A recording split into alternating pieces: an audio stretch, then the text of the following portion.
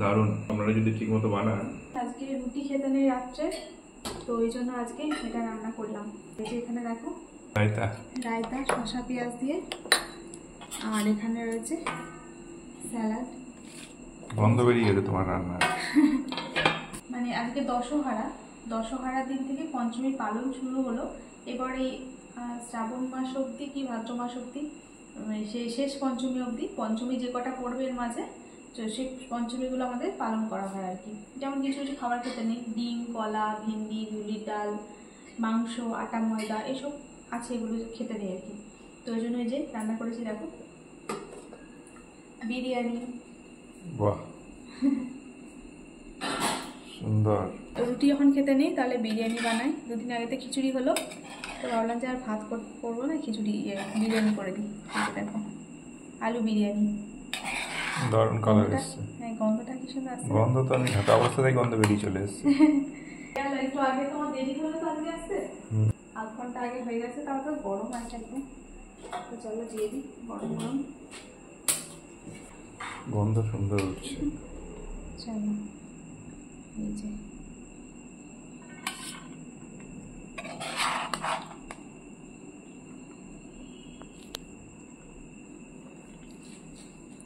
আলু দুটো করে দিই। আলু দাও এখন। আলু বিরিয়ানি যখন আলু একটু বেশি হয় ভালো। হ্যাঁ, আলু দিয়ে তো খেতে হবে।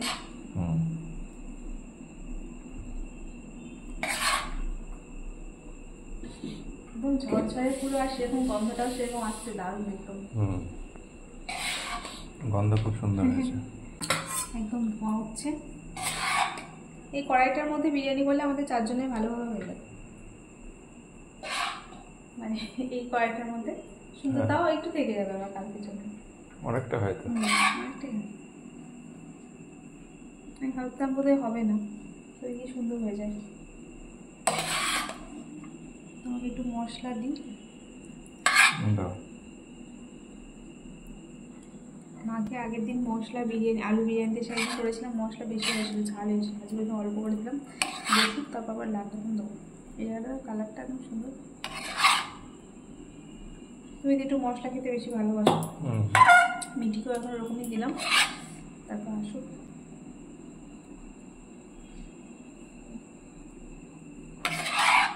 সত্যি দারুণ হয়েছে বলো।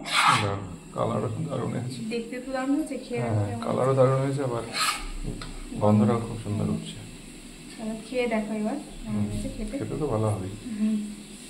চলো, মিঠি বেশি হয়ে গেল, সে খাবে না, এবং ঠান্ডা করে আমাদের খেতে হবে। হালকা করে দেবো।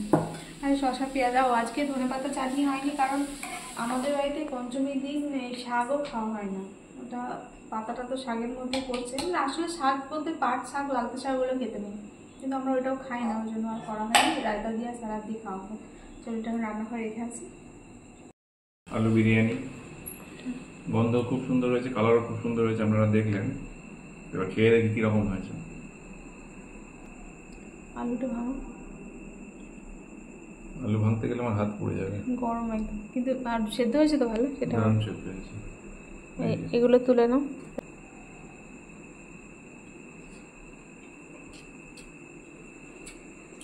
খুব সুন্দর হয়েছে, দারুণ। এই রায়তা আলু বিরিয়ানি যত সুন্দর হয়, আপনারা যদি ঠিকমতো বানান, তাহলে আলু বিরিয়ানি মানে নিমেষে শেষ হয়ে যাবে। সত্যি তাই, এক প্লেট। হ্যাঁ, একবার ডিম দিয়েছিলাম, বন্ধুরা কিছুদিন বলছিলেন আলু বিরিয়ানি ডিম দিতে পারো, কিন্তু ডিম দিয়েছে, ডিমটা লাস্টে শুধু খেতে হয়, ডিমটা ভালো লাগে না। আলু দিয়ে একদম খাওয়া হয়ে যায়, দারুণ হয়। আলু দিয়ে খুব সুন্দর খাওয়া হয়, দারুণ হয়। আগে একভাবে করতাম, এখন আবার এইভাবে করি, এটা আরো সহজ, কিন্তু টেস্ট ওই একই রকম আছে, দারুণ হয়। টেস্ট যদি এরকম হয়, নিমেষে এক থালা শেষ হয়ে যাবে। সেটাই, সত্যিই দারুণ হয় খেতে। তো চলো খেয়ে নাও তাহলে। চলুন বন্ধুরা। আচ্ছা চলুন বন্ধুরা, আমরা এখন খাওয়া দাওয়া করে নিই, আবার পরে দেখা হবে। সবাই ভালো থাকবেন, এখন টাটা। টাটা। হ্যাঁ, ভিডিও শেষ করি, তাও মা আর মিঠি বসবে, তারপর আমিও বসবো। চলো তোমরা বসে পড়ো। রায়তা নাও, রায়তা স্যালাড তুলে নাও। চলো টাটা। সব শেষে মিষ্টি মুখ করার জন্য এই যে একটু আম কেটে নিলাম।